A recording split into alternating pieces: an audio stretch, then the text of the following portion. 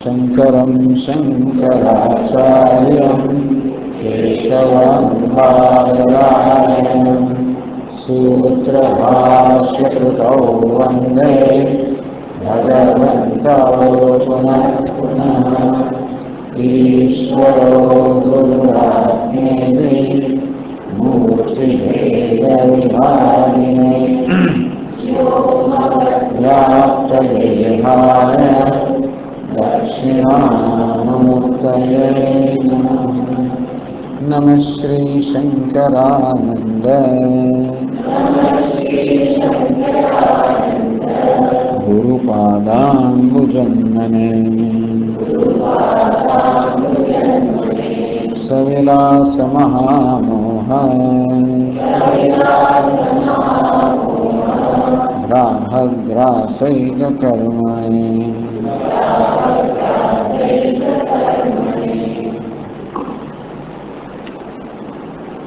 सित्तेरवां श्लोक निर्द्वत्ते सच्चिदानन्दाः अनुगच्छन्ति सर्वदा निराकाशे सदा दीनाम् अनुभूतिर्निजात्मने अवकाशे विस्मृते च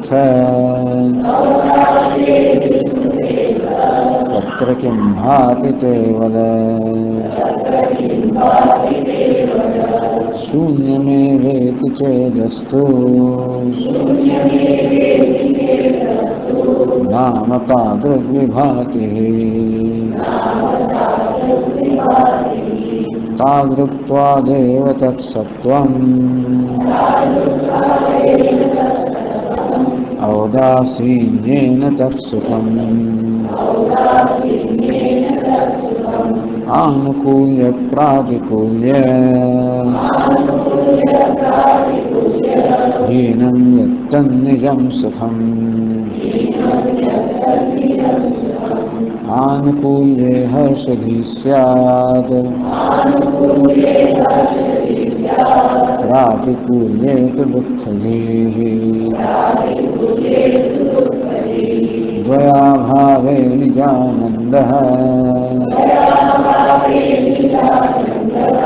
निजदुःखं न तु क्वचित्। निजानन्दे स्थिरे हर्षे शोकयोर्व्यत्ययः क्षणात्। मनसः क्षणिकत्वेन तयोर्मानसतेष्यताम्। आकाशेऽप्येवमानन्दः सत्ताभाने तु सम्मते। वायुवादिदेहपर्यन्तम् वस्तुष्वेवं विभाव्यताम्।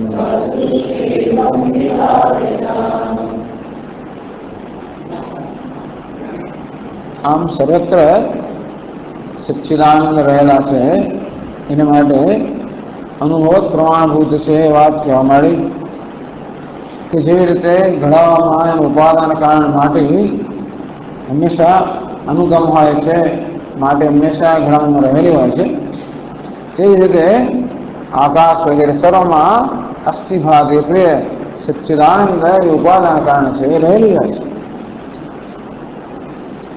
તો હવે આકાશ જેમ કે જે દ્રષ્ટાંત મળી રહેલું એ આકાશ ધારો કે ન હોય, આપણી સભાન આકાશ દૂર થઈ જાય તો સચ્ચિદાનંદનો અનુભવ ક્યાં થાય? અનુભૂતિ નિજાત્મને એનો અનુભવ પોતાનામાં જ થાય છે. એ કેવી રીતે? અવકાશે વિસ્મૃતે થાય. ધારો કે આકાશની વિસ્મૃતિ થઈ ગઈ અર્થાત આકાશ આપણી સભાનતામાંથી દૂર થઈ ગઈ. તત્ર કિમ ભાતિ તે વદ, તો તું મને કહે કે હવે ત્યાં શું ભાષે છે? શૂન્ય મેં લોકો શૂન્ય ભાષે છે. તો ભલે અસ્તુ નામ જે નામ કર આપો આપ એ જે ભાષે છે અને જે નામ આપવું તો આપ તાદૃશ વિભાવથી જે અસ્થિભાવ પ્રિય છે એ પ્રકારે ભાષી રહ્યું છે. ટૂંકમાં અવકાશ આપણી સભાન અને દૂર થયા પછી જે ભાષી રહ્યું છે એ અસ્થિભાવ પ્રિય છે, પોતાના આત્મા જ છે અને એને શૂન્ય કે જે નામ આપો આપો તાદૃક્ત્વાદેવ તત્સત્વમ. પહેલા તો એ પ્રકારનું હોવાના કારણે સત્વ છે, ભાષી રહ્યું છે, શૂન્ય ભાષી રહ્યું છે. મારે છે તો છે જ, ભાષી જે પણ ખરું. એટલે શૂન્ય ભાષી એમ કહેવામાં આવે સચ્ચિદાનંદ છે એ ગ્રંથકાર બતાવવા માંગે છે કે શૂન્ય ભાષી રહ્યું છે એમ જયારે કહ્યું ત્યારે ભાષવું અને હવા પણ એ બે તો સ્વીકારાઈ ગયા. હવે એ આનંદ સ્વરૂપ છે કઈ રીતે ઔદાસીન્ય તત્સુખમ, એ શૂન્ય ભાષી રહ્યો છે એમાં ઉદાસીનતા છે. કેમ નથી? આનુકૂલ્ય પ્રાતિકૂલ્યહીનમ, એના પર અનુકૂળતાની કે પ્રતિકૂળતાની કોઈ પ્રકારની લાગણી કે પ્રત્યાઘાત નથી. યત્તત નિજ સુખમ, એવું જે હોય છે એ જ વાસ્તવમાં આત્મ સુખ છે કે આત્મા આનંદ છે. શૂન્ય ભાષે છે એ જયારે કહેવામાં આવ્યું ત્યારે એના વિશે કહ્યું કે ભાષે છે એમ સ્વીકારે ત્યારે ભાતિ અને અસ્થિ તો સ્વીકારાઈ ગયા. વળી એ જે કહેવાતું શૂન્ય ભાષી રહ્યું છે એના પ્રત્યે અનુકૂળતા કે પ્રતિકૂળતા એ બધે કઈ ખ્યાલ નથી. એના માટે એ સુખદ સ્વરૂપ પણ છે.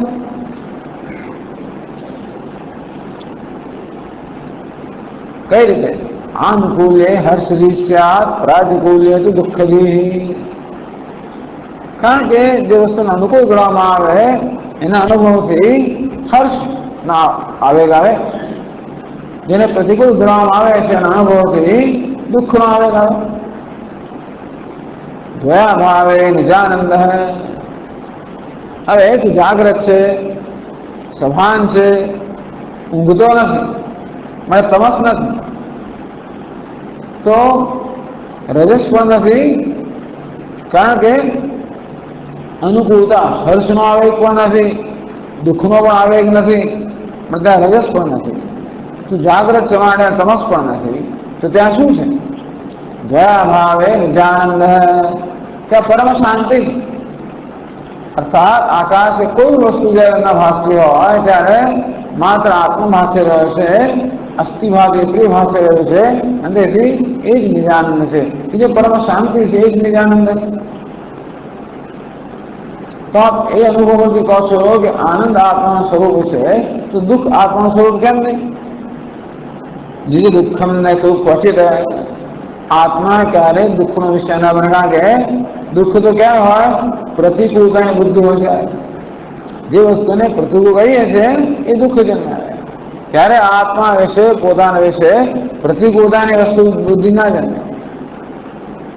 પોતાને પ્રત્યે પ્રેમ છે માટે જગત અનુકૂળ પ્રતિકૂળ બની ગયો. બીજી જગ્યાએ અનુકૂળતા પ્રતિકૂળતા બધા પ્રકારની જે વૃત્તિ જન્મે છે એટલા જ માટે કે આત્મા નિરંતર પ્રિય છે. તેથી ત્યાં પ્રતિકૂળતા વૃત્તિ જન્મે જ નહીં, એટલે આત્મામાં કોઈ દુઃખ હોય જ નહીં.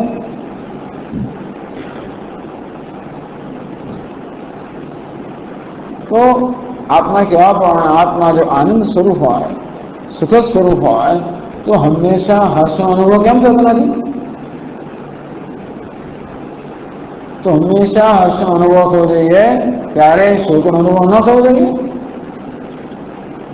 તો કે આ હર્ષ અને શોક તો વાસ્તવમાં બંને મનની અવસ્થાઓ છે, આત્માની અવસ્થા નથી. આનંદ એ આત્માની અવસ્થા છે. હર્ષ એ તો મનની વૃત્તિ છે, શોક પણ મનની વૃત્તિ છે. એ મનની વૃત્તિ હોવાના કારણે એ હંમેશા ના હોય શકે. નિજાનંદે સ્થિર સદી, આ નિજાનંદ સ્થિર છે, અર્થાત નિશ્ચલ છે, એમાં કોઈ પરિવર્તન નથી. હર્ષ શોકયો વ્યક્તિ ક્ષણાત, આ હર્ષ વૃત્તિ શોક વૃત્તિ આવે છે ને જાય છે. એ હર્ષ વૃત્તિ શોક વૃત્તિ બંનેને ખરેખર તો પ્રકાશિત કરનાર રહેશે. એ આત્મ સ્વરૂપ છે. જે કોઈ વૃત્તિ આવે હર્ષવૃત્તિ આવે એનું આપણું જ્ઞાન છે, કારણ કે એ ચૈતન્યના પ્રકાશથી પ્રકાશિત છે. શોક વૃત્તિ જન્મે તો હું જાણું છું કે મને શોક જન્મ્યો, કારણ કે એ વૃત્તિ પણ ચૈતન્યના પ્રકાશથી પ્રકાશિત છે. એ પ્રકાશ જે છે એ તો સ્થિર છે, એમાં કોઈ પ્રકારનું પરિવર્તન નથી, એમાં આવવા જવા પણ નથી. આ વૃત્તિમાં આવવા જવા પણ છે. મનસ ક્ષણિકત્વેન તયો માનસતા ઈષ્યતા. તો હર્ષ અને શોક આવે છે ને જાય છે, એક બાજુ એ આપણે જાણીએ છીએ. બીજો એ પણ જાણીએ મન પણ આવનારું જનારું છે. એનો અર્થ એ થયો કે હર્ષ અને શોક એ મનનો સ્વભાવ છે, આત્માનો સ્વભાવ. જુદી રીતે બતાવો, દરેકની રીત જુદા જુદા પ્રકારની છે. અનુભવ શું છે? હર્ષ અને શોક આવે છે ને જાય છે, અર્થાત ક્ષણિક છે, પરિવર્તનશીલ છે. મન કેવું છે? એ પણ ચંચળ છે, સતત બદલાયા કરતો હોય છે. તો બદલાવ એ મનનો સ્વભાવ છે, બદલાવ હર્ષ શોકનો સ્વભાવ છે. માટે હર્ષ અને શોક એ મનની વૃત્તિ છે. ત્યારે સ્થિર હોવા આત્માનો સ્વભાવ માટે હર્ષ શોક આત્માનો સ્વભાવ ના હોઈ શકે. આકાશે પ્રેમાનંદ સત્તાભાન સંમતે. જીવિત આત્મામાં આનંદ છે, એ રીતે આકાશમાં એ પ્રકાર આનંદ છે. એ કેમ બતાવો પડું? સત્તાભાન સંમતે. આકાશ છે અને ભાષે છે એમ તમારી સંમતિ છે. તો આકાશમાં આનંદ છે એ સંમતિ ન હતી, માટે આ કહેવામાં આવ્યું. આ રીતે એક આકાશનો દાખલો લેવામાં આવ્યો, કિસ્સો લેવામાં આવ્યો. બતાવવામાં આવ્યું કે આકાશમાં એનો પોતાનો ગુણ અવકાશ છે, એના કારણના ગુણ છે. બ્રહ્મ એનું કારણ છે, બ્રહ્મનું સ્વરૂપ છે અસ્થિ ભાગે પ્રિય. માટે બ્રહ્મ જે કારણ છે એના ગુણો અસ્થિ ભાગે પ્રિય પણ આકાશમાં છે, સર્વત્ર છે. બુદ્ધત્તે સચ્ચિદાનંદા અનુગચ્છન્તિ.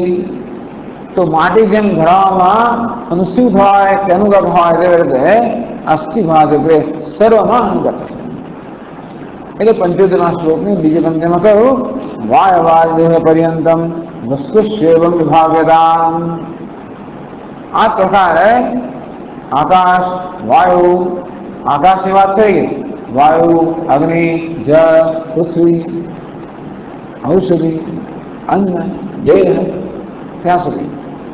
તો વાયુથી માંડીને દેહ સુધીના જે બધા પદાર્થો છે એવમ વિભાવ્યતા. આ પ્રકારે વિભાવ્યતા કેશુ અભ્યુગંતવ્ય. જે પ્રકાર આકાશમાં અસ્થિભાગે ક્રિય હોવા પણ સિદ્ધ કરવામાં આવ્યું કે દર્શાવવામાં આવ્યું, તે જ રીતે ત્યારે વિભાવ્યતા, ત્યારે ભાવના કરવી જોઈએ, ચિંતન કરવું જોઈએ, વિચાર કરવો જોઈએ કે કેવી રીતે આ વાયુથી માંડીને દેહ સુધીના જે કઈ પદાર્થો જગતમાં છે એ બધામાં પણ અસ્થિભાગે પ્રિય વાસ્તવમાં છે. એ મહત્વનું છે. એટલે છાંદોગ્ય ઉપનિષદમાં કહે કે ત્રિરૂપાણી તેવ સત્યમ. આ ત્રણ રંગ છે, લાલ, સફેદ અને કાળો, અગ્નિ, જળ અને પૃથ્વી. આ બધી જગ્યા ત્રણ રંગ જ બધે છે. અપાકાર અગ્નિ અગ્નિત્વમ. અગ્નિને પણ ધારીને જોયું તો જણાશે કે આ ત્રણ રંગ જ ક્યાં છે. અગ્નિ પણ ચાલી ગયો, ત્યાં શું રહ્યું?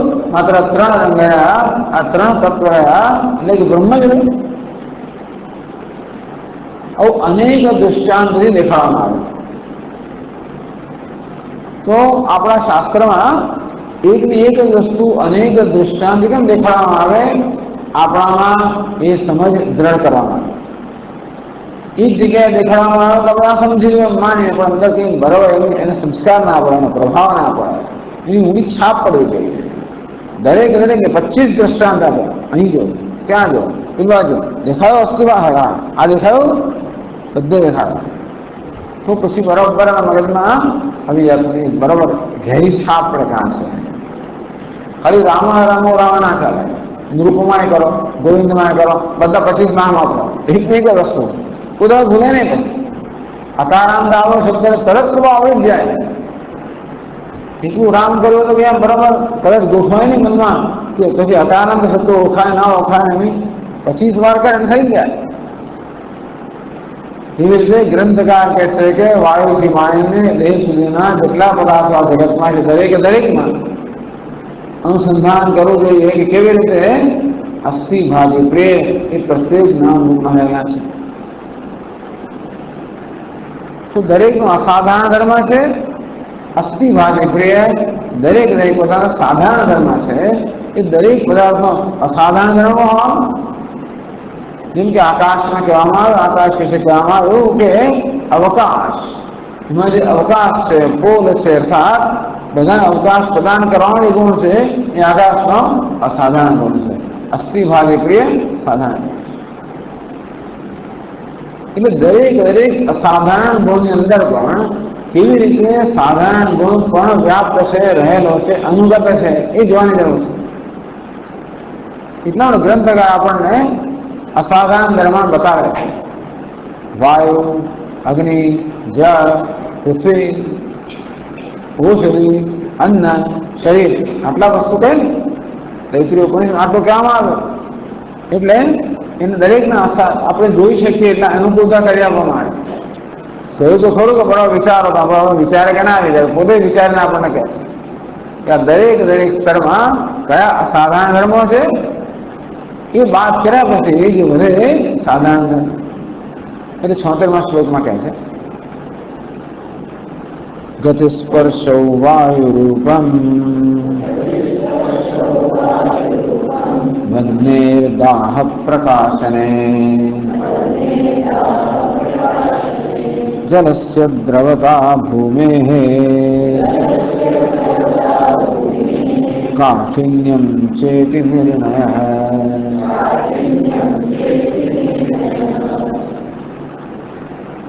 ગતિસ્પર્શો વાયુરૂપમ, આ વાયુના અસાધારણ ધર્મ. તો વાયુનો ઓળખવો હોય તો એના અસાધારણ ધર્મ કયા? ગતિ અને સ્પર્શ. આમ તો શબ્દ પણ કહી શકાય. આગળ બધું વર્ણન થયેલું વાયુ સુસવાડા કરે, પણ ગતિ ચલનાત્મક વાયુ તો વાતી વાયુ સતત વાવ્યા જ કરે, ચાલ્યા જ કરે, જેની ગતિમાં જ હોય હંમેશા. વાયુ ક્યારે સ્થિર ના હોય. આમ ગતિ અને સ્પર્શ હવે વાયુના અસાધારણ ધર્મ છે. એ અસાધારણ કેમ કહેવામાં આવે? જેથી વાયુમાંથી અસાધારણ બાદ કરીને જે સાધારણ ધર્મ છે એનું અનુસંધાન થઈ જાય. કેટલા માટે? વાયુ કે અગ્નિ વન્ય દાહ પ્રકાશને. અગ્નિના કયા અસાધારણ ધર્મ છે? દાહ અને પ્રકાશ. અગ્નિમાં શબ્દ હોય છે એ પણ ભળ ભળ કરતો હોય છે. સ્પર્શ હોય છે, ઉષ્ણ સ્પર્શ હોય.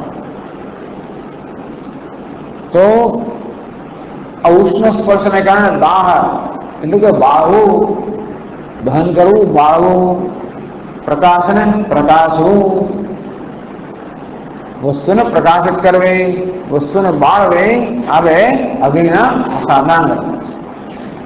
તો શબ્દ વગેરે ધર્મો તો બીજા બધા છે, એટલા માટે અગ્નિના ખાસમ ખાસ ધર્મ છે કહેવામાં આવે બાળવું અને પ્રકાશ. જીવનનું અસાધારણ ધર્મ કયો? એમાં શબ્દ પણ છે, સ્પર્શ છે, રૂપ પણ છે, પણ રસ પણ નીકળાય. જલસ્ય દ્રવતા, આ વહેવું એ જળનું અસાધારણ ધર્મ છે. ભૂમિ કાઠિન્યમ, પૃથ્વીનો અસાધારણ ધર્મ કયો? કઠિનતા. જો આકાશમાં કઠિનતા નથી, વાયુમાં કઠિનતા નથી, અગ્નિમાં કઠિનતા નથી, જળમાં કઠિનતા નથી. કઠિનતા એકમાત્ર ક્યાં છે? પૃથ્વીમાં છે. એટલે પૃથ્વી આ બધાને આધાર આપી શકે છે. દ્રવતા વહેવું એ પૃથ્વીમાં નથી. ચાલવું એ વાયુમાં છે, વહેવું વાયુ છે. અગ્નિમાં વહેતો નથી, આકાશમાં એક જ વસ્તુ વહે છે અને તે જળ. અસાધારણ ધર્મ થાય. એક જ વસ્તુ બળે છે, બળવું અને પ્રકાશવું. આકાશ બળતું નથી, જળ બળતું નથી, પૃથ્વી બળતી નથી, વાયુ બળતું નથી. માત્ર અગ્નિ બળે છે. આકાશ પ્રકાશમાન નથી, વાયુ પણ નથી, જળ પણ પૃથ્વી, માત્ર અગ્નિ છે. બળવું અને પ્રકાશવું હવે અગ્નિના જ ધર્મ છે, ક્યાંય નથી. તેમ ગતિ સચલનાત્મક, સચલાયમાન હોવું એ માત્ર વાયુનો ધર્મ છે. જો તો સ્થિર પણ હોય, વાયુ તો હંમેશા ચાલતો છે. અવકાશ પ્રદાન કરવું એ આકાશનો સાધન. જો આકાશ પ્રદાન ના કરે, જન્મમાં જઈએ તો આપણે સ્વીકાર નહીં કે વાયુ અરે કશું ખાલી આકાશ અવકાશ પ્રદાન કરે. પંચમહાભૂત બ્રહ્મમાંથી જે નીકળ્યા, પંચમહાભૂત જન્મ્યા એ દરેકના અસાધારણ ધર્મ એટલા માટે કહે છે જેથી આપણે એ પ્રત્યેકને બરોબર ઓળખી શકીએ. પછી પૃથિવ્યામ ઓષધ ઓષધિભ્ય અન્નમ અન્નાત પુરુષ શરીરમ. તો પૃથ્વીમાંથી ઔષધિ વનસ્પતિ, એમાંથી અન્ન એટલે કે આહાર, એમાંથી આ દેહનું એ દરેકના અસાધારણ ધર્મ શું છે એ 77 પાનામાં કહે છે, શ્લોકમાં કહે છે.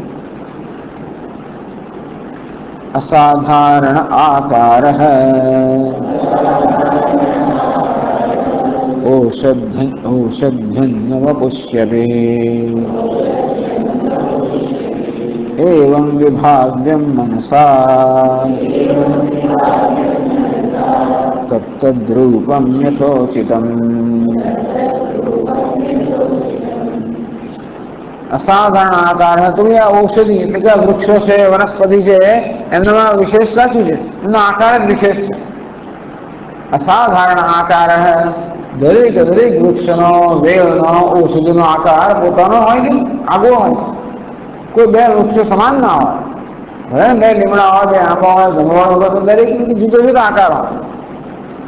જે વનસ્પતિ હોય તે બધાનો પોતાનો વ્યક્તિગત આકાર છે.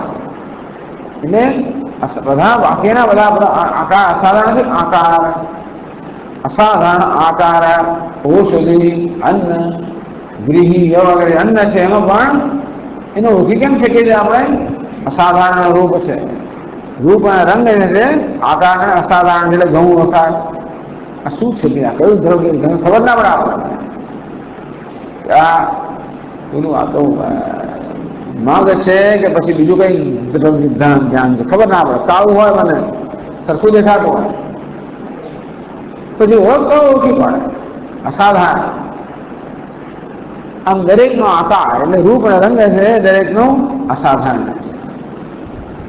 ઔષધિ અન્ન વપુષી શરીરમાં પણ કોઈ બે શરીરો સમાન ના હોય, મનુષ્યના હોય કે પ્રાણીઓના હોય, પક્ષીઓના હોય, જેના પણ હોય, હંમેશા દરેકનો આકાર કેવો છે? અસાધારણ છે. એવમ વિભાગ બ્રહ્મનસા. આ પ્રકારે મનમાં અનુસંધાન કરવું જોઈએ, મનમાં ધ્યાન કરવું જોઈએ, અનુસંધાન કરવું જોઈએ, મનમાં આ વસ્તુ વિશે વિચાર કરવો જોઈએ અને આ વસ્તુ સમજવી જોઈએ, જોવી જોઈએ. અર્થાત આને પોતાના અનુભવનો વિષય બનાવવો જોઈએ કે તરત હા અસાધારણ અસાધારણ અસાધારણ. તત્ત રૂપમ યથોચિતમ. તો સ્વામી ટેબલની વાત તો કરે ને, ખુરશીની વાત ના કરે, તો તત્ત રૂપ યથોચિતમ. ટેબલની એનો આકાર હોય, ખુરશીમાં એનો આકાર વિશેષ આકાર હોય, પંખામાં એનો વિશેષ આકાર હોય, પુસ્તકમાં એનો વિશેષ આકાર હોય, દરેક દરેક વસ્તુમાં પોતપોતાનો વિશેષ આકાર હોય. તત્તદ્રૂપમ યથોચિતમ યથા ઉચિતમ. જે ઉચિત હોય એ પ્રકારે દરેક દરેકમાં આજે અસાધારણ આકાર રહેલો છે. હિન્દુમાં ભાન વિભાવના એટલે કે અનુસંધાન કરવું જોઈએ, ધ્યાન કરવું જોઈએ, અર્થાત મનમાં સ્પષ્ટ રીતે આના દર્શન કરવા જોઈએ, સમજવું જોઈએ. એવું કેમ કરવું? આપણે તો કોઈ ભાઈ વાયવાન પર્યંતમ વસ્તુશું વિભાગદાન, વાયુ સમાયને દેહ સુધીના જેટલા પદાર્થો છે બધામાં અસ્થિ ભાગ્ય પ્રિય છે એનું ધ્યાન કરવાનું આપણે બતાવો. એ પ્રક્રિયામાં આપણે દરેકના અસાધારણ ધર્મ બતાવે. એ શું કામ બતાવે? તો 78 શ્લોકમાં એ કહે છે અનેકધા વિભિન્નેષુ નામ રૂપેષુ ચૈકધા તિષ્ઠન્તિ સચ્ચિદાનંદાઃ વિસંવાદો ન કસ્યચિદ.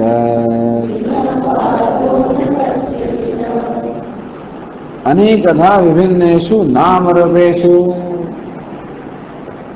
આ પ્રકાર અનેક રીતે આ નામ રૂપ છે અનેક રીતે એકબીજા કરતા ભિન્ન ભિન્ન છે. વિભિન્નેષુ નામ રૂપેષુ, જે એકબીજા કરતા વિભિન્ન છે, ભિન્ન ભિન્ન છે, અનેક અનેક પ્રકારે. આમ નામ અને રૂપ એકબીજાની તુલનામાં અનેક પ્રકારના ભેદ ધરાવે છે. એટલા જ માટે આપણે પ્રત્યેક નામ રૂપને ઓળખી શકીએ. તેનો ઘડો કહેવાય, અને વસ્ત્ર કહેવાય, અને પુસ્તક કહેવાય, અને ખુરશી કહેવાય, અને ટેબલ કહેવાય. ખુરશી લઈ આવો તો ઘડો નથી લઈ આવતો, લઈ આવે ખરો, જુદી વાત છે, પણ ત્યારે ખુરશી લાવો તો ડસ્ટર ઉપાડી લાવે એવું બને. એને ખબર હોય ખુરશી શું વસ્તુ છે, એટલે હવે સાધારણ આકાર ના જાણતો બરોબર. એવું ઘણા નાના છોકરા કેમ નાના બાળક હવે તને શીખવાય ને, જો ચોપડી લઈ આવો આવું લઈ આવે, આ તો કે નહીં, આ તો કે નહીં, આ તો હા એમ કરતા કે શીખે. શીખવાની રીત છે. એટલે કે આ બાળક દરેક પદાર્થ અસાધારણ ધર્મ શું છે એ પારખી શકે. એના મનમાં બરોબરની છાપ પડે. ભૂલીએ તો વળી પાછું 2-5 વાર કરવામાં આવે. જેથી પુસ્તક કોને કહેવાય, સફરજન કોને કહેવાય, નારંગી કોને કહેવાય, થાળી કોને કહેવાય, બધું કોને કહેવાય, બધી વસ્તુ ધીમે ધીમે જાણતું થાય. એટલા જ માટે કે દરેક દરેક પદાર્થના નામરૂપ એકબીજા કરતા ભિન્ન છે. અને એ રીતે આ જગતમાં બધી જગ્યાએ ભેદ છે, ક્યાંય સમાનતા છે. દરેક દરેક વસ્તુ પોતાની વિશેષતા ધરાવે છે. You are unique. દરેક દરેક વસ્તુ પોતાની વિશેષતા ધરાવનાર છે. ક્યાંય સમાનતા એક જોવા જઈએ એટલે જગતમાં સર્વત્ર અસમાનતા છે. એ બધામાં તિષ્ઠન્તિ સચ્ચિદાનંદા વિસંવાદો એકધા તિષ્ઠન્તિ સચ્ચિદાનંદ. આ બધા ભેદની અંદર સચ્ચિદાનંદા એકધા તિષ્ઠન્તિ. આ બધામાં અસ્થિ ભાવે પ્રિય સચ્ચિદાનંદ એક રૂપે રહેલા છે. વિસંવાદોનો કશ્ચિત, આમાં કોઈ પ્રકારનો વિસંવાદ નથી, કોઈ પ્રકારના બે મત, આમાં કોઈ બે મત નથી. આ વિષયમાં કોઈ વિવાદ નથી. બધા તો સ્વીકારે કે બધામાં તો અભિન્ના સચ્ચિદાનંદા વિદ્યતે રૂપના. કવાયવગ્નિર્જલોવીષુ દેવતે નરાદેશુ અભિન્ના સચ્ચિદાનંદા વિદ્યતે રૂપના. ખવાયવગ્નિ જલ ઉર્વિષુ પંચમા ભૂતમાં દેવતે નરાદેશુ, દેવતા હોય, પશુ હોય, મનુષ્ય, એ બધામાં અભિન્ના સચ્ચિદાનંદ. બધામાં અસ્થિ ભાવે પ્રિય છે, એ અભિન્ન છે. વિદ્યતે રૂપનામણી. તો કઈ વસ્તુ છે જે એવો કયો ગુણ છે જેને કારણે એક પદાર્થ બે જુદો પડે છે? નામ નથી. એકબીજામાં એકબીજાથી ભેદ પાડનારા, એ જુદા પાડનાર કઈ વસ્તુ છે? નામ અને રૂપ. બાકી અભિન્ના સચ્ચિદાનંદ. બધામાં સચ્ચિદાનંદ અસ્થિ ભાવ પ્રિય અભિન્ન છે. અમુક વિસંવાદ કેમ નથી? કઈ તો સ્વીકારવું જ પડે. દરેક પદાર્થ છે, સ્વીકારવું જ પડે. આ ફૂલ છે એવું ક્યારે કહી શકીએ? મારા અનુભવનો વિષય ક્યારે છે? આ ફૂલ છે કારણ કે અનુભવનો વિષય ભાષે છે, સ્વીકારવું જ પડે. જે વધારે વિચાર તો ખબર પ્રિય અપ્રિય પણ છે, મારા પ્રેમનો વિષય પણ છે, આમાં કંઈક આકર્ષણ તો છે. આ ફૂલ લઈ આવે શું કામ? અહીં શું કામ લાવે? છેક આ જગ્યાને સ્થાન આપવામાં એમાં આકર્ષણ હોવું જોઈએ. દરેક દરેક પદાર્થમાં આકર્ષણ છે.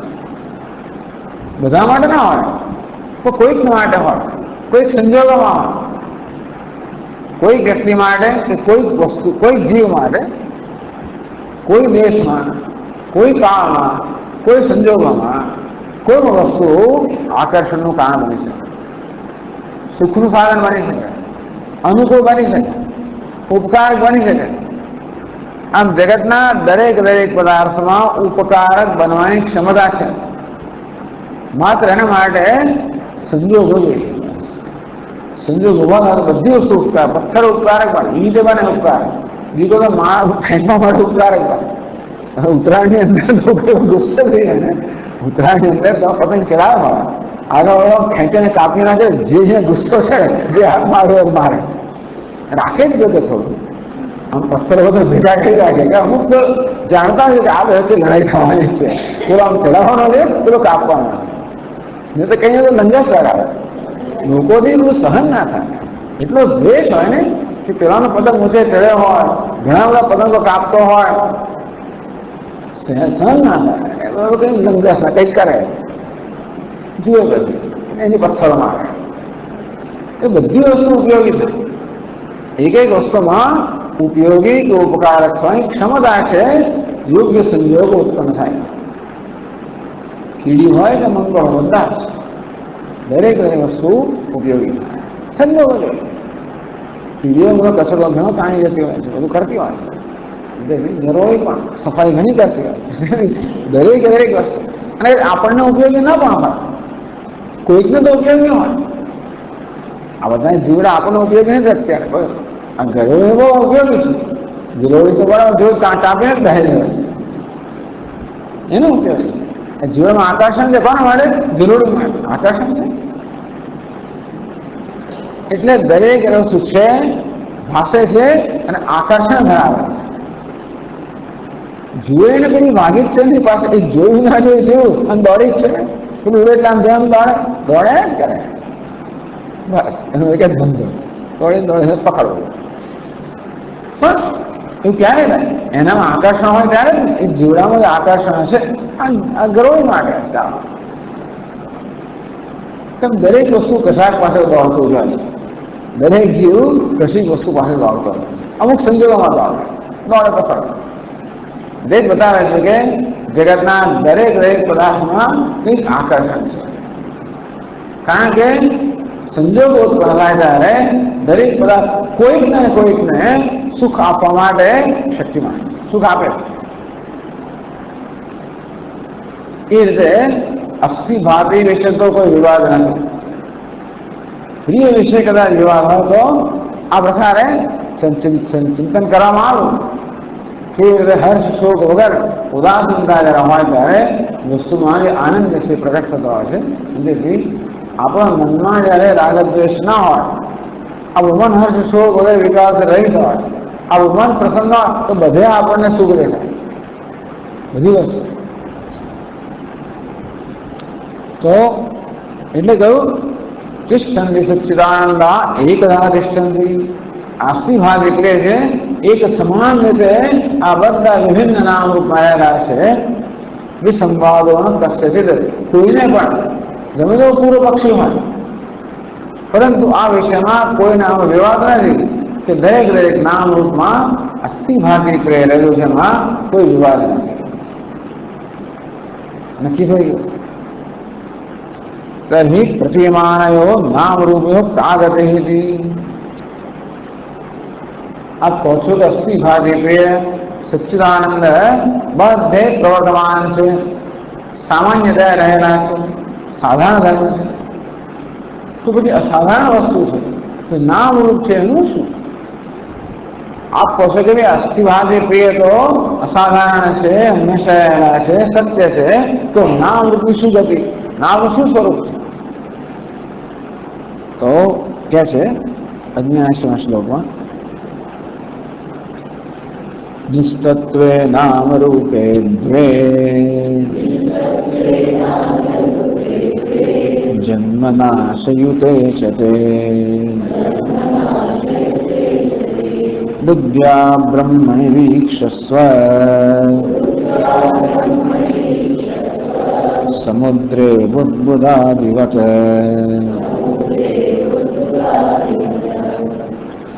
નિસ્તત્વે નામ રૂપે દ્વે. અસ્થિભાગી પ્રિય સિવાયના દરેકમાં 5 અંશ કહેવામાં આવ્યા. અસ્થિભાગી પ્રેમ રૂપમ નામ ચૈત્યમ ચ પંચકમ આદ્યત્રયમ બ્રહ્મરૂપમ જગદરૂપમ તથોદ્વયમ. તો 5 અંશમાંથી અસ્થિભાગી પ્રિય તો બ્રહ્મરૂપ છે, નામરૂપ છે, સર્જન છે. નિસ્તત્વે નામ રૂપે દ્વે. આ બે જે નામરૂપ છે એમાં સ્વયં કોઈ તત્વ જ નથી. અસ્થિભાગી પ્રિય તત્વ છે અસ્થિ ભાગે લઈ લેવામાં આવે તો નામ રૂપ નામની કોઈ વસ્તુ નથી કે નથી? જેમ કે ઘડામાંથી માટી લઈ લેવામાં આવે તો પછી એનો આકાર, પેલો ગોળ મોટું પેટ પેલો આકાર છે, એમાં શું તત્વ?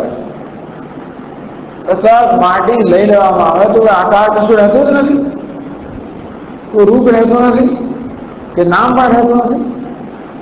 એ જ બતાવે છે કે નામ રૂપમાં કોઈ તત્વ જ નથી, એમાં કોઈ સત્તા નથી, કોઈ સ્ફૂર્તિ નથી, એમાં કશું જ નથી, એમાં કઈ તત્વની કઈ નક્કરતા નથી. નામ રૂપનું પોતાનું કશું છે જ નહીં. જે છે તો માટી જ છે. તેવી રીતે માટીને પણ આગળ લઈ જઈએ આપણે તો અસ્થિ, ભાતિ અને પ્રિય એ જો લઈ ના લેવાય. લોકો ઘડામાંથી માટી લઈ શકાય, પણ કશામાંથી અસ્થિ ભાતિ લઈને ક્યાં જાઓ તમે? તો ખાલી દૃષ્ટાંત આપણે આપીએ. અલંકાર સોનું લઈ લઈએ તો બરોબર, એવી રીતે નામ રૂપમાંથી અસ્થિ ભાગ આપણે લઈ લઈએ તો લેવાય નહીં. તો કલ્પના કરો, જેમ સ્વામી મહારાજ કે imagine a shirt without a material, without a fabric. એક શર્ટની કલ્પના કરો કોઈ પ્રકારના કપડા વગર. કદાચ કોઈ કલ્પના કરે શર્ટ બીજે કશાનું બનાવે, સૂતરનું બનાવે કે પછી રેશમનું બનાવે કે પછી પોલિએસ્ટર ગમે તે બનાવે, એ ના હોય તો છાપાનું બનાવે.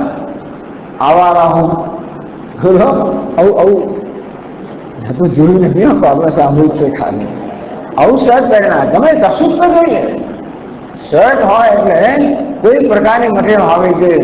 એટલે ધારો કે આવી કોઈ મટીરિયલ વગર શર્ટની કલ્પના કરો કે માટીથી એવા કોઈ દ્રવ્ય વગર ઘડાની કલ્પના કરો,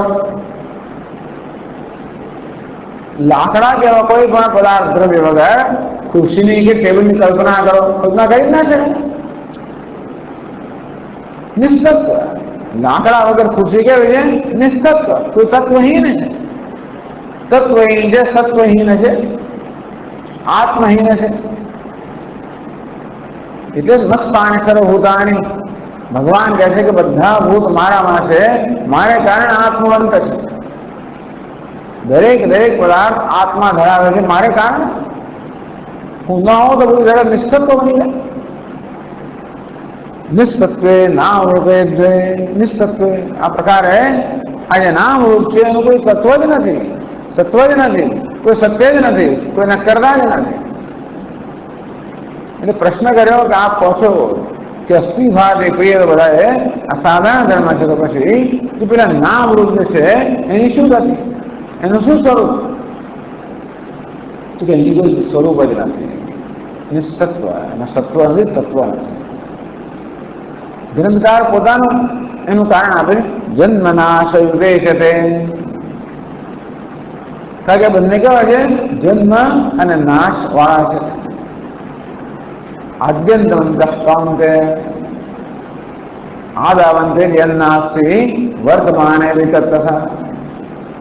આ જન્મ નાશ ધરાવનારા હોવાના કારણે એમનું તત્વ નથી. જે વસ્તુ જન્મ નાશનો સ્વભાવ હોય એ વસ્તુનો પોતાનું તત્વ હોય. કે જન્મ થયો એટલે એની પહેલા તો એમ હતું જ ને. જ્યારે કે ઘડાનો જન્મ થયો, ઘડો બનાવ્યો, એનો છે તો ઘડો એની પહેલા હતો નહીં. જો ઘડામાં હવા પણ હોત તો એની પહેલા હતો જ ને. તેમ ઘડો તૂટી ગયો પછી પણ ઘડો નથી. એટલે કે આ ઘડાનો હવા પણ પોતાને કારણે નથી, માટીના કારણે. તેમ દરેક પદાર્થનો હવા પણ વાસવા પણ પોતાને કારણે નથી. જન્મ નાશ યુગે છે. આ બંને જન્મ નાશ ધરાવનારા છે. આ નામ રૂપ જન્મ નાશ ધરાવનારા હોવાના કારણે એનું પોતાનું તત્વ કે સત્વ નથી. તો હવે હું શું કરું એના? કે છે બુદ્ધ્યા બ્રહ્મણિ વીક્ષસ્વ સમુદ્રે બુદ્બુદાદિવત. બુદ્ધ્યા બ્રહ્મણિ વીક્ષસ્વ. બુદ્ધ્યા વિવેક બુદ્ધ્યા. આમાં વિવેક જુદા પાડવા. આ સત્ય અને મિથ્યાને જુદા પાડવાના છે. તો દરેક પદાર્થના 5 અંશ જે છે એમાં આ અસ્થિભાવી પ્રિય તો સત્ય છે, પણ નામ રૂપ છે મિથ્યા છે. મિથ્યા નિસત્ય, એનું પોતાનું કોઈ સત્ય નથી. બુદ્ધ્યા બ્રહ્મણે વીક્ષસ્વ, આ બ્રહ્મમાં નામ રૂપના દર્શન કર. ટૂંકમાં આ નામ રૂપ ક્યાં રહેલા છે? બ્રહ્મમાં રહેલા છે. નામ રૂપ પોતાનું કોઈ સત્વ નથી. સમુદ્રે બુદ્ધ બુદાવત, આ બુદ્ધ બુદ્ધ એટલે પરપોળો વગેરે તો કે તરંગ છે, પરપોળો છે, ફીણ છે, આ બધા તો સમુદ્રમાં રહેલા છે. અર્થાત સમુદ્રથી જેમ ભિન્ન એની સત્તા નથી. સમુદ્ર જ માત્ર તત્વ છે કે જળ ત્યાં તત્વ છે, બાકી તરંગમાં કે પરપોટામાં કે ફીણની પોતાની કોઈ સત્તા નથી. કેવી રીતે બ્રહ્મ સિવાય કોઈ નામ રૂપની સત્તા નથી. સૃષ્ટિ નામ બ્રહ્મ રૂપે સચ્ચિદાનંદ વસ્તુની વૈદ્રુપ શિવિરમાં કહ્યું. સૃષ્ટિ નામ આ સૃષ્ટિ કોને કહેવાય? સૃષ્ટિ નામ બ્રહ્મ રૂપે સચ્ચિદાનંદ વસ્તુની. આ બ્રહ્મ રૂપ સચ્ચિદાનંદ વસ્તુ છે. એની અંદર શું છે? અબ્ધો ફેનાદિવત સર્વ નામ રૂપ પ્રસારણ. અબ્ધો ફેનાદિવત સર્વ નામ રૂપ પ્રસારણ. જળની અંદર જેવી રીતે આ તરંગ, પરપોળો, ફેણ આ પ્રકારની પ્રસારણા કરવામાં આવે, આ અધ્યારોપ કરવામાં આવે. આ તરંગ શું વસ્તુ છે? પરપોળો શું છે? ફેણ શું છે? માત્ર જળ પર થયેલી કલ્પના છે. તેવી રીતે આ બધી નામ રૂપ પ્રસારણા. આ સૃષ્ટિ એટલે શું? નામ રૂપનો વિસ્તાર. શેમાં? બ્રહ્મમાં. સૃષ્ટિ નામ બ્રહ્મ રૂપે સચ્ચિદાનંદ વસ્તુની. આ બ્રહ્મ જે સચ્ચિદાનંદ સ્વરૂપ, એમાં આ નામ રૂપી પ્રસારણા, નામ અધ્યાવલોકન નામ સૃષ્ટિ. જેવી રીતે જળમાં આ તરંગ, આ ફીણ, પરપોળો વગેરેની કલ્પના કરવામાં આવે છે, તે રીતે બ્રહ્મ પર થયેલી કલ્પના છે. બુદ્ધ્યા બ્રહ્મ વીક્ષસ્વ, આ વસ્તુ ક્યાં જોવાની છે? આંખે જોવાનું. વીક્ષસ્વ, તું આ જો. ગુરુ શિષ્ય કે તું આ જો. ક્યાં જોવું? આંખથી નહીં જોવાનું. આંખથી જે દેખાય છે દેખાય છે. હા, પણ આંખથી તો ઘડો જ દેખાય છે, તો ઘડાનો મિથ્યા તો ક્યાં જોવાનું છે? બુદ્ધ્યા, વિવેક બુદ્ધિની તારી બુદ્ધિમાં જો કે આ ઘડો મિથ્યા છે, નામરૂપ મિથ્યા છે, નામરૂપ નિષ્તત્વ છે. આ ક્યાં જોવાનું છે? બુદ્ધિમાં. એટલે બ્રહ્મને કઈ આંખથી જોવાનું નથી. અદ્વૈત આંખથી જોવાનું નથી.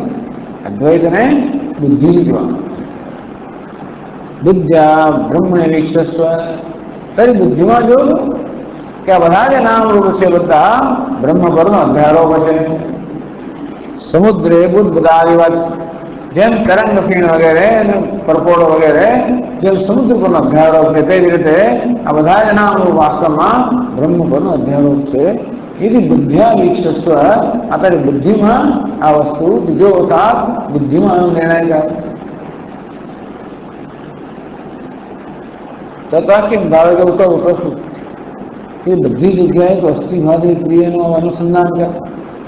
દરેક દરેક નામ રૂપમાં અસ્થિભાવનું અનુસંધાન કરે.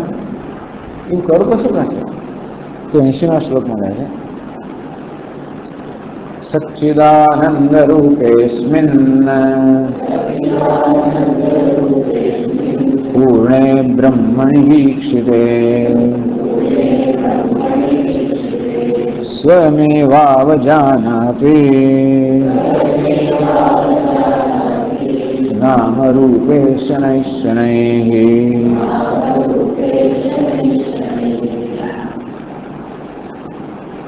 સચ્ચિદાનંદ રૂપે અસ્મિન, સચ્ચિદાનંદ રૂપે પૂર્ણે બ્રહ્મણિ વીક્ષિતે. આ બધા સતત મનમાં આ પ્રકારનો જ્યારે એક્સરસાઇઝ કરવામાં આવે, મનમાં આ પ્રકારે દર્શન કરવામાં આવે, મનમાં આ પ્રકારની સમજ પ્રાપ્ત કરવામાં આવે કે આ દરેક દરેક નામ કેવું અસ્થિ ભાવી પ્રિય, જેમ દરેક દરેક ઘડામાં માટે રહેલી છે. સમુદ્રમાં કે ફીણ વગેરેમાં જળ રહેલું છે, તેમ દરેક દરેક નામ રૂપમાં અસ્થિ ભાતિ ક્રિયા. બસ એનું જ અનુસંધાન છે.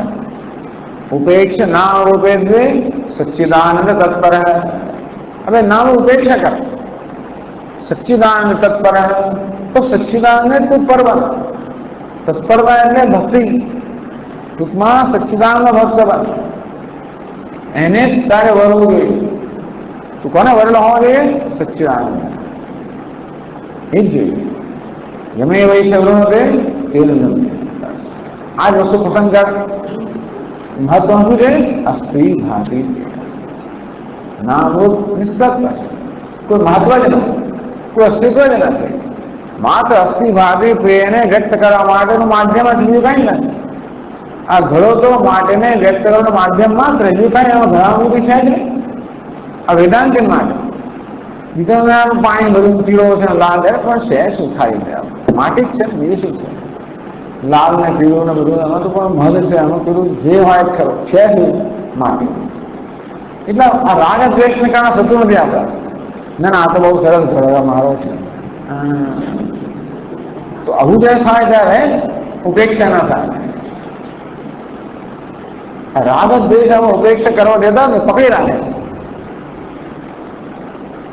મારે વસ્તુની ઉપેક્ષા કરવી તો નથી કરી શકતો. એમાં રહેલા રાગ અને દ્વેષને કારણે. રાગ પણ પકડી રાખે, દ્વેષ પણ પકડી રાખે. છટકવા ના કરે. મારું મન છટકે ત્યારે અસ્થિભાવી પર અનુસંધાન કરે ને. આ પદાર્થમાં અસ્થિભાવી પર અનુસંધાન ક્યારે કરો? આગળ તો આકાશ એ વિસ્મૃતય અસર. આકાશનું વિસ્મરણ થાય ત્યારે શું ભાષે છે? શૂન્ય ભાષે છે. એ વિસ્મરણ થાય ક્યારે? આકાશને આપણે સભાને છોડીએ ત્યારે પકડી ના રાખીએ. સ્પર્શાન કૃત્વા બહિર્ભાષ્યા. આ બહારના પદાર્થોને બહાર જ રાખો ભગવાનને. તેવી રીતે આ જગતના પદાર્થોને જ્યાં છે ત્યાં રાખવા. અને તેથી એ ક્યારે બને? જ્યારે એ પદાર્થો માટે રાગ કે દ્વેષ બંને એકે ન હોય ત્યારે. રાગ અને દ્વેષ બંને વસ્તુ મને, એ વસ્તુ રાગ દ્વેષ મને પકડે છે. દરેક પદાર્થ મને પકડે, છોડતો નથી, તે છૂટવા દેતો નથી. હું બંધાયેલો છું રાગ અને દ્વેષના પાછળથી. એટલા માટે શાંત દાંત ઉપરત તિતિક્ષુ આવ્યું એટલા માટે છે. આ કહેવામાં આવ્યું આત્મનેવ આત્માનમ પશ્યતિ. પોતાની બુદ્ધિમાં આત્મા દર્શન ક્યારે કરે? બુદ્ધિ જ્યારે આત્મા સિવાય બીજી બધી વસ્તુથી મુક્ત થઈ હોય.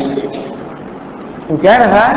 શાંત દાંત ઉપરત તિતિક્ષુ બધું હોય ત્યારે.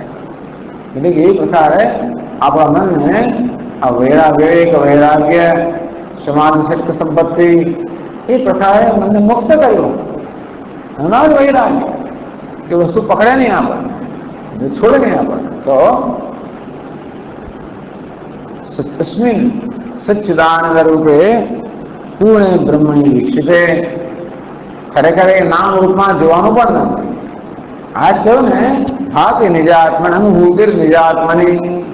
ખરેખર તો અસ્થિભાવ નામ રૂપમાં નથી, પોતાનું સ્વરૂપ છે. પોતાનું સ્વરૂપમાં ક્યારે આપણી બુદ્ધિ સ્થિર થાય કે ત્યાં હોય પણ ક્યારે? જ્યારે પેલા નામ રૂપમાંથી છૂટી હોય ત્યારે. ક્યારે છૂટે? રાગ દ્વેષ જ્યારે છૂટે ત્યારે. વૈરાગ તો અસ્મિન પૂર્ણ બ્રહ્મણી વીક્ષિતે. આ પ્રકારે કે પૂર્ણ બ્રહ્મ છે વીક્ષિતે, એનું દર્શન થાય છે. પછી તો પછી નામનું મહત્વ નહીં રહે. અરે રાગ દ્વેષ મુક્ત થવા માટે પણ, રાગ દ્વેષ મુક્ત થવા માટે પણ જ્યારે આપણું મન કશા વિશે રાગ દ્વેષ કરતું હોય ત્યારે પણ એ મનનું કેન્દ્ર બદલી જાય કે ચાલો આ પદાર્થમાં એનું તત્વ શું છે? અસ્થિ ભાતિ પ્રિય. હિતો નિશ્ચય મનસ્ચંચલમ અસ્થિરમ તતસ્તતો નિયમ નહીં લગે. જેવું કારણથી સ્થિર ને ચંચળમાં કશાકમાં જતો રહે, નામ રૂપમાં જતો તતસ્તત નિયમ્ય. ત્યાંથી વળી પાછું નિયમિત કરવું. એટલે કે આ નામ રૂપમાંથી આપણું કેન્દ્ર બદલીને અસ્થિ ભાતીય પ્રેમમાં લઈ ગયું. આજ સતત અભ્યાસ કરો. અભ્યાસ કોણ છે? વૈરાગ્ય છે. નામ રૂપ પ્રત્યે વૈરાગ્ય, અસ્થિ ભાવે પ્રિયમાં કેન્દ્ર કરવાનો અભ્યાસ. તો આ રીતે બ્રહ્મણી દીક્ષિત સતત અસ્થિ ભાવ એટલે જેમ જેમ એ વસ્તુના દર્શન થાય, સ્પષ્ટ હોય, મહત્વ સમજાય કે પછી એ નામરૂપ મહત્વમાં રહેશે જ નહીં. અલંકારમાં પેલા ઘાટ ના તેલ બધી વસ્તુ મહત્વની ક્યાં હોય? જ્યાં સુધી સુવર્ણ મહત્વની ત્યાં કે જેવી તારા સોનામાં તું ધ્યાન રાખ. સુવર્ણ દીક્ષિત ખરેખર એ મૂલ્યવાન છે, ખરેખર ચળકાટ વાળું છે. એ સોનાનું જે દર્શન કરવામાં આવશે એ જેમ જેમ વધારે મહત્વ પ્રાપ્ત કરતું રહેશે. જોઈશું કે ખરેખર વસ્તુ તો નક્કર વસ્તુ આ જ છે. અલંકારમાં ખરેખર એ મૂલ્યવાન છે તો સોનું છે. તો જેમ જેમ આ સોનાનું મહત્વ વધતું છે તેમ તેમ પેલા નામરૂપ મહત્વ ઘટતું જશે. સ્વયમેવ અવજાનાદિ નામ રૂપે શનૈ શનૈ. ધીમે ધીમે પોતે જ આ નામ રૂપની અવગણના કરતો થશે. આ નામ રૂપ મહત્વ એનું નામ સંસાર, અસ્થિભાવી ક્રિયાનું મહત્વ એનું નામ છે મોક્ષ, તેનું નામ છે અધ્યાત્મ. એક સંસારનો માર્ગ જેનો પ્રેમ માર્ગ કહેવાય, બીજો મોક્ષનો માર્ગ શ્રેય માર્ગ. પ્રેમ માર્ગમાં કોને મહત્વ છે? નામ રૂપ. શ્રેય માર્ગ કોને મહત્વ છે? અસ્થિભાવી. એ અસ્થિભાવી આત્મા છે. એટલા જ માટે આપોઆપ જ માણસ અંતર્મુખ બને. નામ રૂપ મનને બહિર્મુખ બનાવનારા છે. અસ્થિભાવી પ્રિય એટલે ત્યાં જવાની જરૂર નહીં. ત્યાં એટલે તો નામ રૂપ તો વિશ્વમ દર્પણ દૃશ્યમાન નગરી તુલ્યમ. ખરેખર તો એ દેખાય ત્યાં અસ્થિભાવી પ્રિય જ દેખાય છે. એ નામ રૂપમાં ભાષે છે. નામ રૂપ રૂપી હરિસામાં ખરેખર તો અસ્થિભાવ આત્મા જ ભાષી રહ્યો છે. તેથી એક પ્રતિબિંબમાંથી નજર હટાવીને બિંબ તરફ લાવવી. પ્રતિબિંબ ગમે તેવું હોય, કદરૂપ હોય, હરીશો વાંકો ચૂકો હોય તો પ્રતિબિંબ વાંકો ચૂકો પણ હોય. તો જ્યાં સુધી હું જાણું છું કે મારું પ્રતિબિંબ છે વાંકું હોય કે ચૂકવું હોય મને વાંધો નથી. એ ત્યાં સુધી મારા મનને પકડી રાખતો નથી, છૂટી જાય તરત. આમ ગમે ત્યાં જવું મારું પ્રતિબિંબ જો આવ્યું એટલે મારી જાતને જાણ પેલું છૂટી જાય, વાંકું ચૂકું છૂટી જાય. આમ તો એટલે અસ્થિભાવ એ તો મારી જાત જ છે, મારું સ્વરૂપ છે. નામ એ જ ભાષી રહ્યું એ જ તત્વ છે. આમ ઉપેક્ષા નામ રૂપે જીવનમાં નામ રૂપ ઉપેક્ષા થવી જોઈએ. તો પછી સચ્ચિદાનંદ મહત્વ મળતું થશે. અથવા જેમ જેમ સચ્ચિદાનંદ મહત્વ આપતા જઈએ તેમ નામ રૂપની ઉપેક્ષા થતી જાય. આ વેદાંતની પ્રક્રિયા, અધ્યારોપ અને અપવાદની પ્રક્રિયા. બસ નામ રૂપ શું છે? અધ્યારોપ. અને ઉપવાદ શું છે? અસ્થિ ભાતી. એક પ્રક્રિયા બતાવે, આપણી પ્રક્રિયા છે. સ્વયં અવજાનાદિ. અવજાનાદિ એટલે અવજ્ઞા કરે છે, ઉપેક્ષા કરે છે.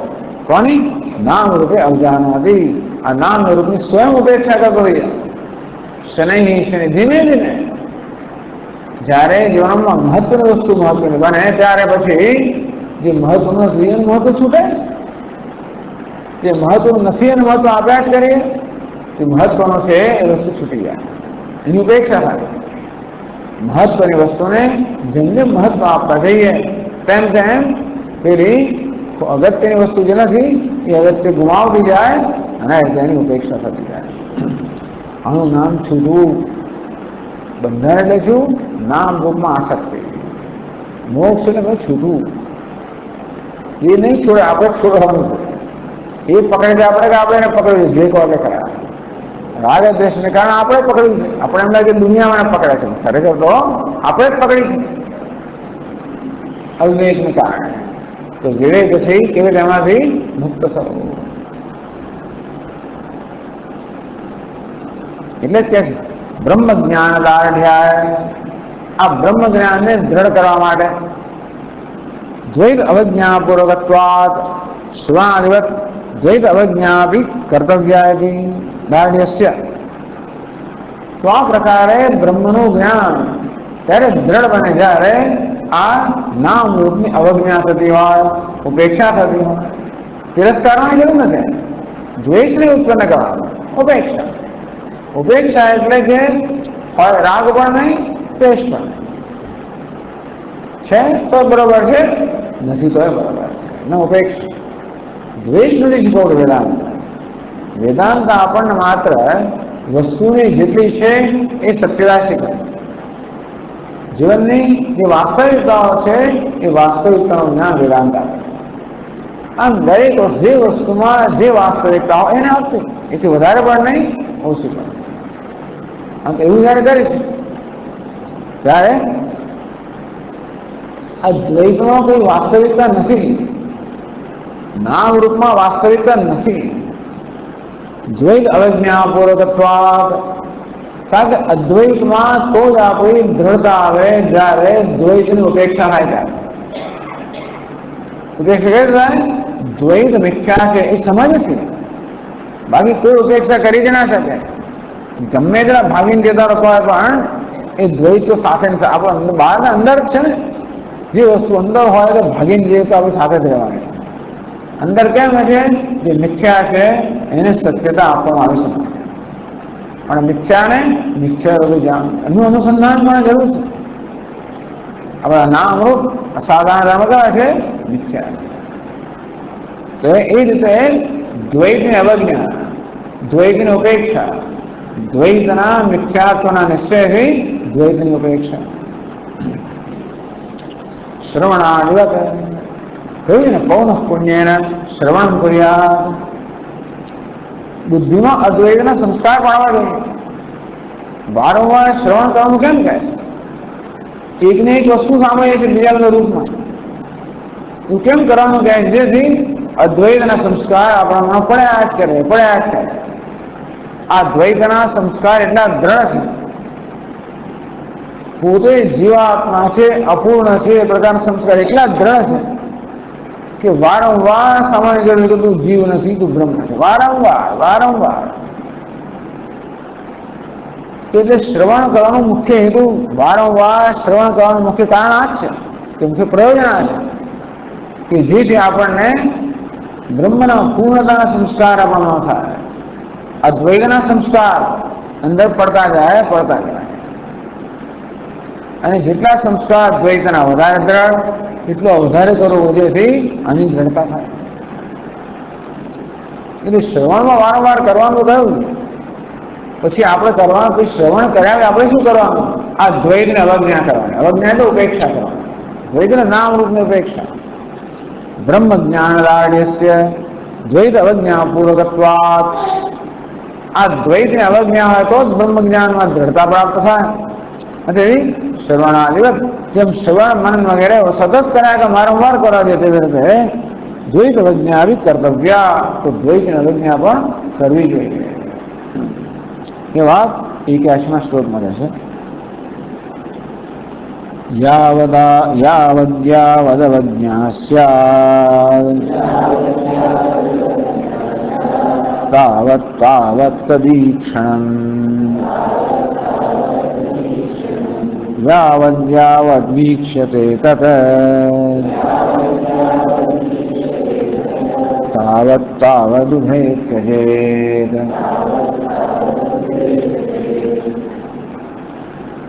યાવત યાવત અવજ્ઞા સ્યાત, જેમ જેમ અવજ્ઞા થતી જાય, નામ રૂપ ઉપેક્ષા જેમ જેમ થતી જાય, તાવત તાવત તદીક્ષણ, તેટલા એટલા પ્રમાણમાં એ બ્રહ્મનું દર્શન થાય.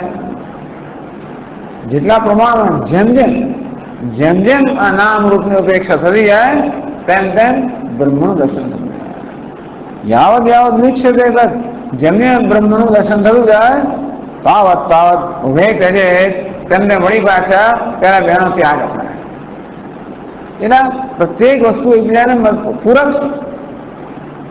તો શરૂઆત જ્યાંથી કરો, નામ રૂપના મિથ્યાથી શરૂઆત કરી. એ મિથ્યા હોવાના કારણે ઉપેક્ષા કરી. તો પછી અસાધારણ જે ધર્મ છે, અસાધારણ ધર્મ છે, અસ્થિ ભાવ વિપ્રિય એ ધ્યાનમાં. તો જેમ જેમ જે અસાધારણ છે, એક બીજાથી જુદું પાડનારું છે, એક બીજાથી જુદું પાડનારા નામરૂપ, મારાથી જુદા પાડનાર, એક બીજાથી જુદા પાડનાર, જળ ચેતન જુદા પાડનાર, જુદું પાડનાર આ નામરૂપ જે છે એની જેમ જેમ ઉપેક્ષા કરતા જાય, જો કે આ વસ્તુ મહત્વની નથી, એ ના હોય તો અસ્થિભાવી પ્રિય તો છે, આ સાર નામ હોય કે ના હોય કોઈ પ્રકારનું મહત્વ નથી, એને અંતેથી મહત્વની વસ્તુ આ જ છે. તો જેવી રીતે જેમ જેમ અવજ્ઞા થતી જાય તેમ તેમ અસ્થિભાવે પ્રિય જે છે એ વધારે વધારે સ્પષ્ટ થતું જાય, જેમ એ જેમ જેમ દર્શન થાય તેમ તેમ વહી બધું પેલું ત્યાગ થતો જાય, વહી બધું પેલું વધારે સ્પષ્ટ થાય, વહી બધું આનો ત્યાગ થાય. આ રીતે એકબીજાના પૂરક બનીને છેવટે બ્રહ્મ જ્ઞાનની દૃઢતામાં પરિણમે. એટલે ગ્રંથકાર અહીંયા કહે છે કે આ રીતે અદ્વૈતની અવજ્ઞા કે ઉપેક્ષા કરવી જોઈએ, જેમ શાસ્ત્રોનું શ્રવણ વગેરે કરવું જોઈએ તેવી રીતે આ નામરૂપની ઉપેક્ષા કરવી જોઈએ. કારણ કે નામરૂપને સત્યતા આપવાના સંસ્કારો દ્રઢ થઈ ગયા છે, તેને વારંવાર નહીં કરીએ, દીર્ઘકાળ નહીં કરીએ તો એની સત્યતા જવાની નથી. હું તો આપણા પોતાના નામરૂપને મહત્વ આપીએ છીએ, બીજાને એટલા માટે આપીએ છીએ. બીજાના નામરૂપ કેમ મહત્વ આપે છે? કારણ કે મારું નામરૂપ મહત્વ, આ મારું નામરૂપને અહંકાર, નામરૂપને આત્મામાં અહંકાર, એટલે નામ એટલું મહત્વનું છે જેથી બાકીના બધા નામરૂપ મહત્વના બની ગયા છે.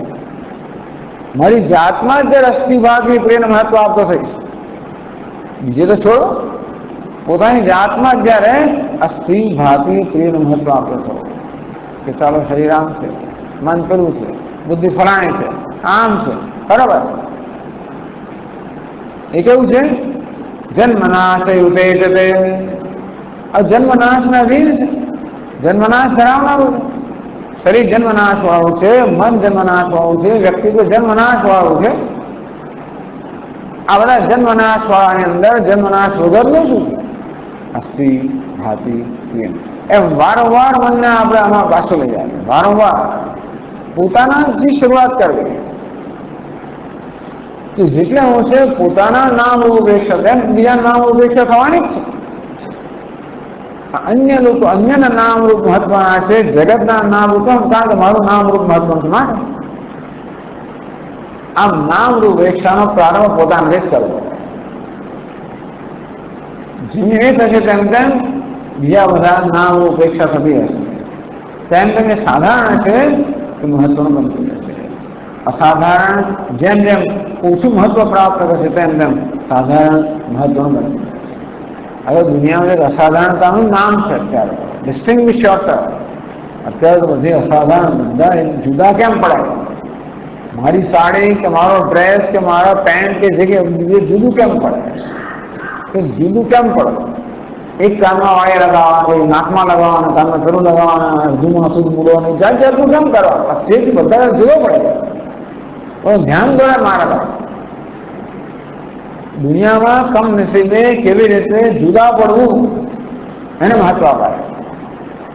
સંસારમાં બંધનનું કેવું મહાન પ્રકાર છે ને, જુદા પડવું અર્થાત પોતાની જાતને વધારે વધારે આઇસોલેટ કરવી, વધારે વધારે અટુલી બનાવવી, વધારે તીવ્રતાથી આપણા મર્યાદા અનુભવ, તીવ્રતા અનુભવ કરવો. એમ કરે બંધનને વધારે વધારે દ્રઢ બનાવવું. એટલે પોતાની જાત પર આ પેલો પ્રયોગ કરવો. ઉપેક્ષનામ રૂપે સચ્ચિદાનંદ તત્પર, પોતાના નામ રૂપની ભિન્ન ઉપેક્ષા થતા પોતાનું સાધારણ ધર્મ છે અસ્થિભાવ રૂપે જેમ જેમ મહત્વ બનશે તેમ તેમ દુનિયાના નામ રૂપ પણ ઓછી ઓછી મહત્વ ધરાવશે, અને ત્યાં પણ જે વાસ્તવમાં તત્વ છે એ મહત્વ બનતું નથી. ગ્રંથકાર કહે છે કે આ પ્રકારનો અભ્યાસ આવશ્યક છે.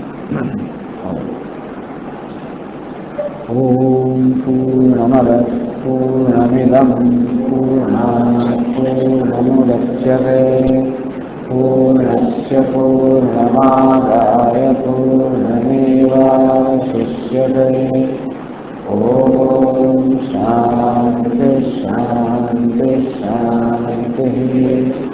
शंकरं शंकराचार्यं केशवं बादरायणं सूत्रभाष्यकृतौ वन्दे भगवन्तौ पुनः पुनः। ईश्वरो गुरुरात्मेति मूर्तिभेदविभागिने व्योमवद्व्याप्तदेहाय दक्षिणामूर्तये नमः। ओम शांति शांति शांति। हरि ओम।